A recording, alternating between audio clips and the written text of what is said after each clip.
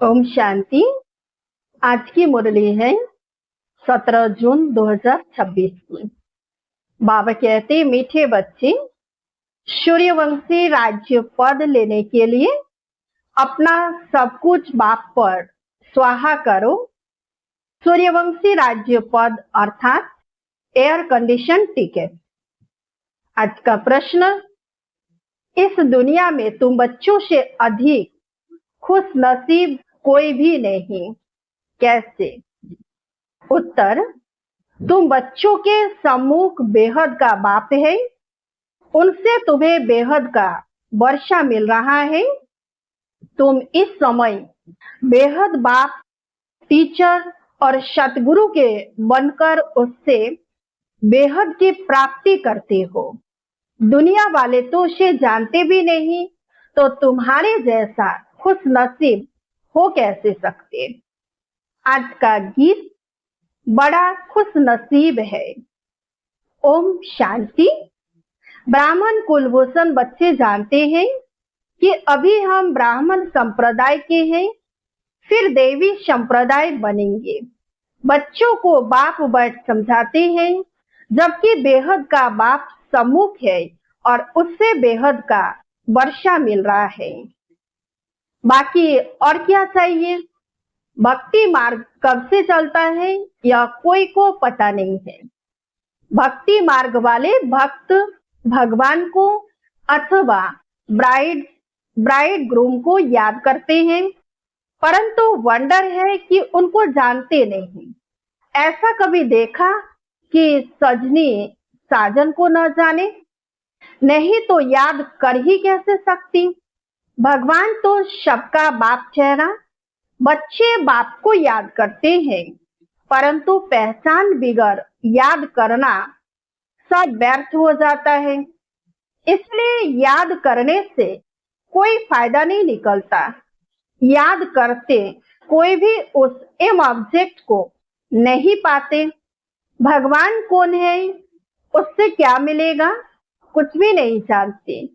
इतने सब धर्म, क्राइस्ट, बौद्ध आदि प्रिसेप्टर अथवा धर्म स्थापन करने वालों को उनके फॉलोअर्स याद करते हैं, परंतु उनको याद करने से हमको क्या मिलना है, कुछ भी पता नहीं है। इससे तो जिस्मानी पढ़ाई अच्छी है। एम ऑब्जेक्ट तो बुद्धि में रहती है ना। बाप से क्या मिलता है, टीचर से क्या मिलता है और गुरु से क्या मिलता है, यह और कोई भी नहीं समझ सकते हैं। तुम यहाँ बाप के, फिर टीचर के, फिर सतगुरु के बनते हो। बाप और टीचर से गुरु उच्च होता है। अब तुम बच्चों को निश्चय हुआ कि हम बाप के बने हैं। बाबा हमको 5000 वर्ष पहले मुआफिक आकर के स्वर्ग का मालिक बनाते हैं अथवा शांति धाम का मालिक बनाते हैं। बाप कहते हैं, लाडले बच्चे, तुम मुझसे अपना वर्षा लेंगे ना? सब कहते हैं, हाँ बाबा, क्यों नहीं लेंगे। अच्छा, चंद्रवंशी राम पद पाने में राजी होंगे? तुमको क्या चाहिए? बाप सौगात ले आए हैं। तुम सूर्यवंशी लक्ष्मी को बरेंगे या चंद्रवंशी सीता को? तुम अपनी शकल तो देखो। श्री नारायण को व श्री लक्ष्मी को वरने लायक हो? बिगड़ लायक बनने के वर कैसे सकते?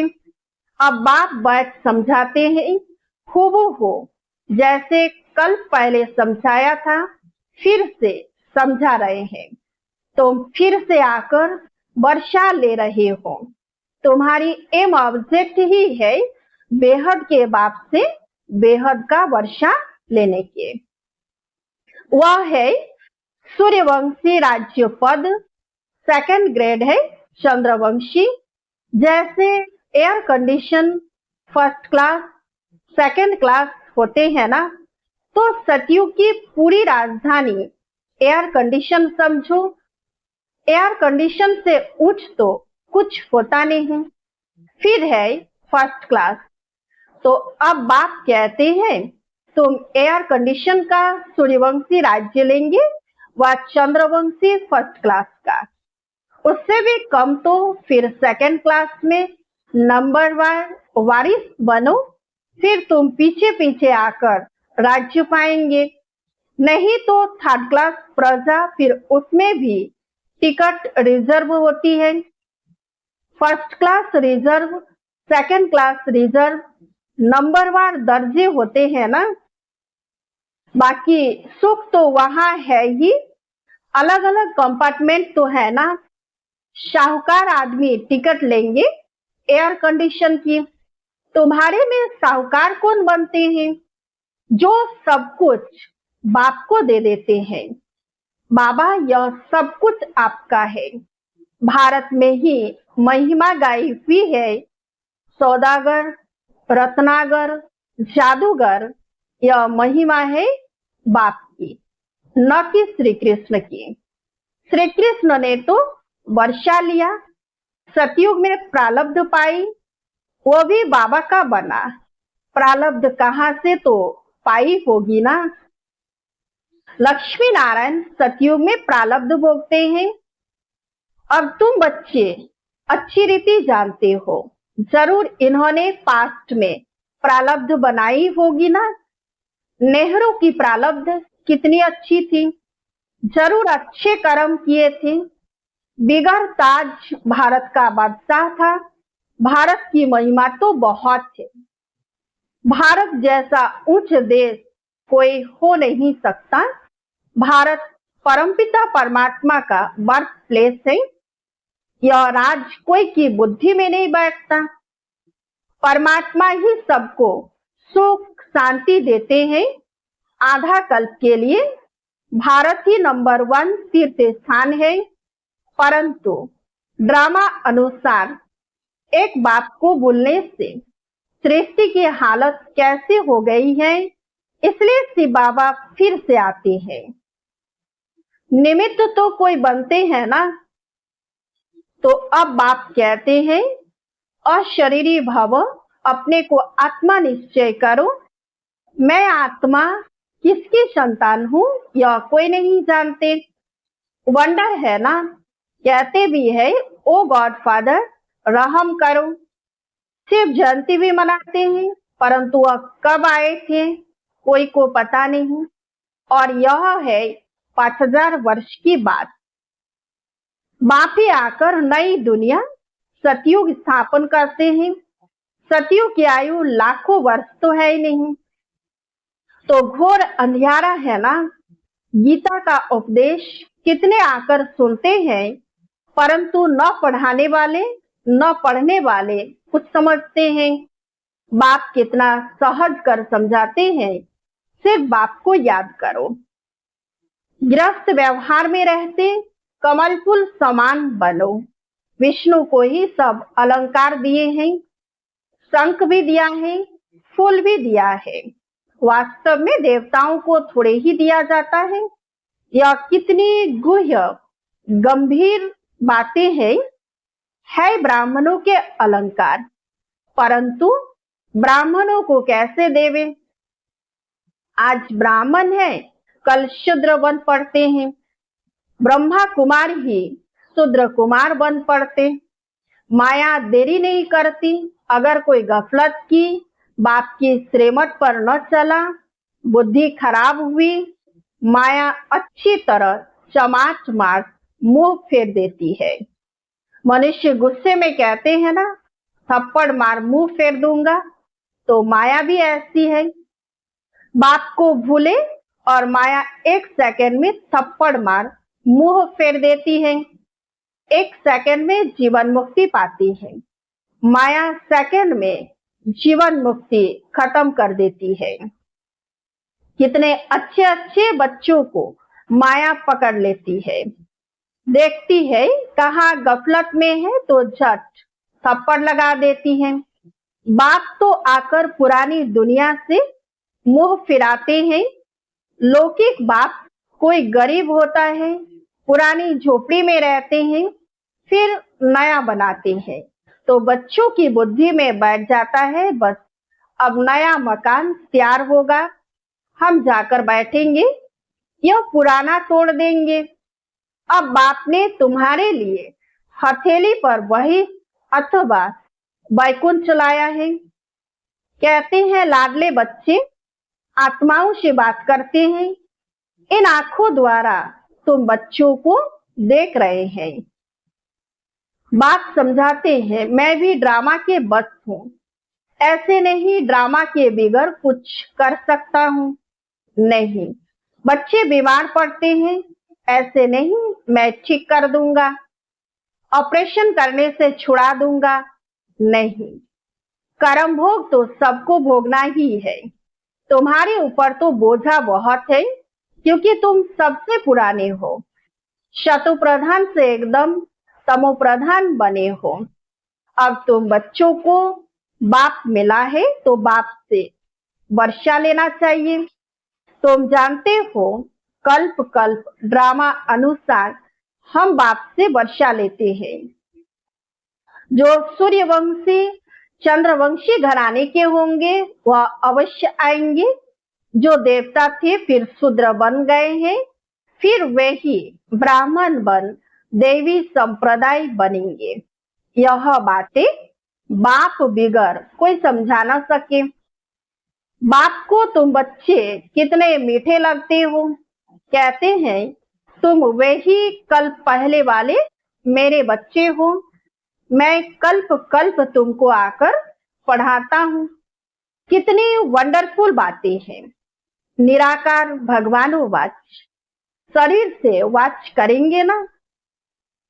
शरीर अलग हो जाता तो आत्मा वाच नहीं कर सकती, यानी बोल नहीं सकती। आत्मा डिटैच हो जाती है। अब बाप कहते हैं अशरीरी भव। ऐसे नहीं कि प्राणायाम आदि चढ़ाना है, नहीं, समझना है मैं आत्मा अविनाशी हूँ।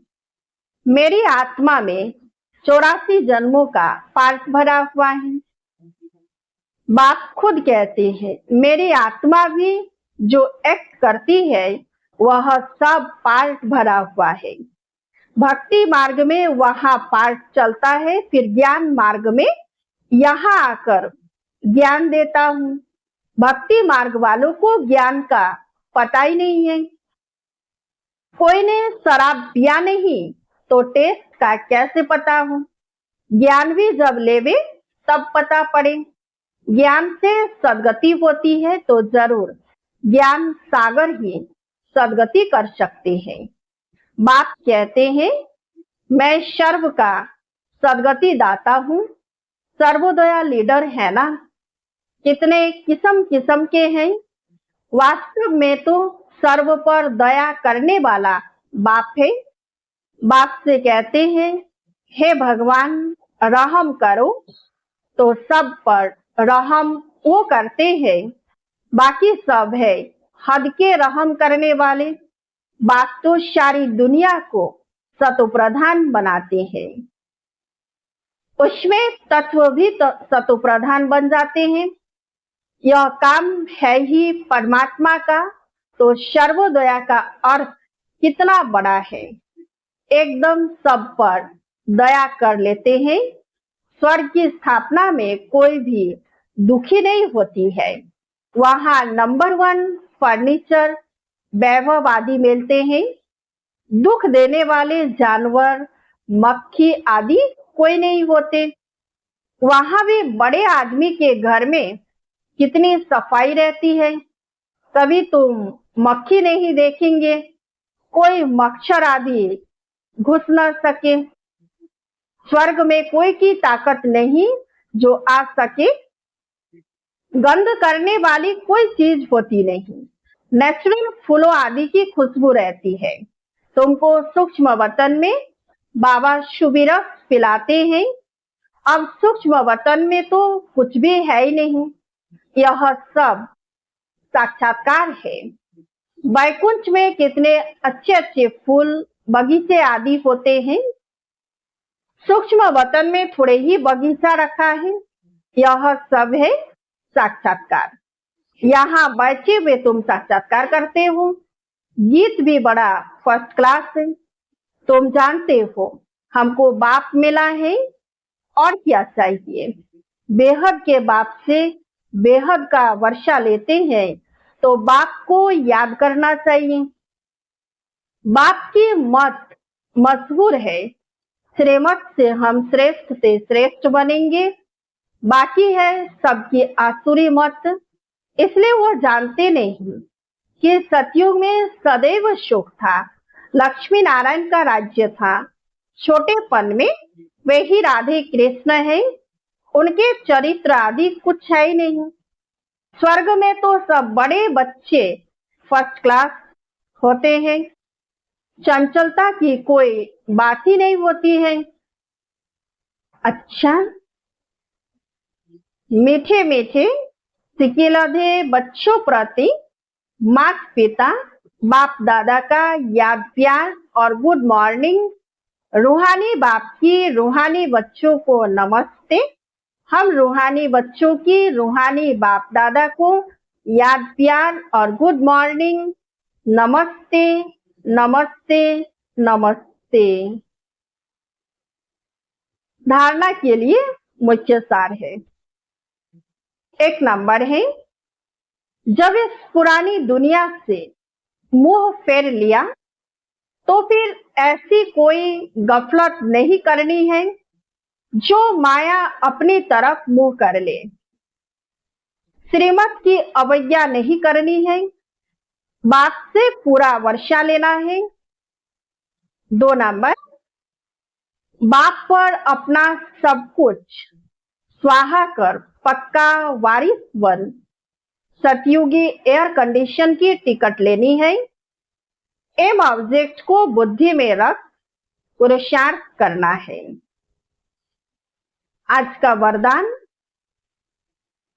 स्वस्थिति द्वारा सर्व परिस्थितियों का सामना करने वाले अव्यक्त स्थिति के अभ्यासी भव। जब अव्यक्त स्थिति के अभ्यास की आदत बन जाएगी तब स्वस्थिति द्वारा हर परिस्थिति का सामना कर सकेंगे, और यह आदत अदालत में जाने से बचा देगी।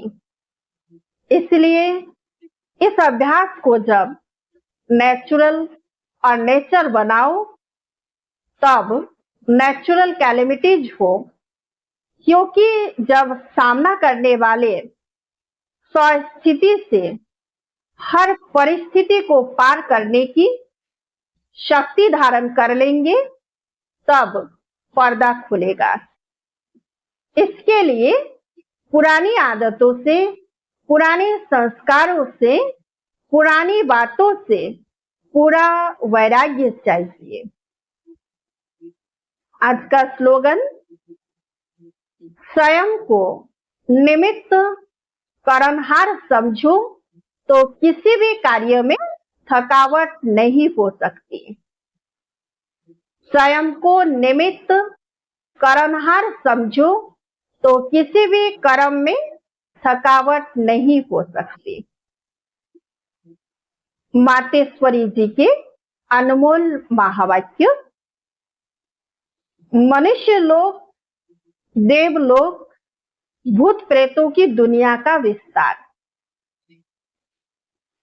बहुत मनुष्य प्रश्न करते हैं, यह जो अशुद्ध जीवात्माएं जिनको घोस्ट कहा जाता है, यह सच है या कल्पना है अथवा वहम है। उस पर आज स्पष्ट समझाया जाता है कि मनुष्य अपना आत्मा जब विकर्म करती है तो उनको अनेक प्रकार से सजाएं भोगनी अवश्य पड़ती है, और भोगनी भी मनुष्य जन्म में है, न कि जानवर, पंछी और पशु योनि में। दुख सुख भोगने की महसूसता मनुष्य में जागती है, न कि जानवरों में। इस सृष्टि खेल में मुख्य पार्ट मनुष्य का है। यह जानवर, पंछी आदि तो जैसे सृष्टि ड्रामा की शोभा है।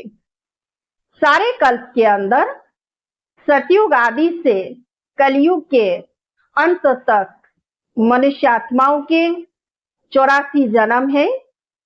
बाकी यह 84 लाख तो जानवर, पंछी आदि की वैरायटी हो सकती है। अब यह सब राज परमात्मा बिगर कोई नहीं समझा सकता। आत्माओं का निवास स्थान है ब्रह्म तत्व अर्थात निराकारी दुनिया। बाकी इन जानवरों की आत्माएं ब्रह्म तत्व में नहीं जा सकती, वह इस आकाश तत्व के अंदर ही पार्ट बजाती है। उन्हों का भी मर्ज इमर्ज का और सतो रजो तमो में आने का पार्ट होता है।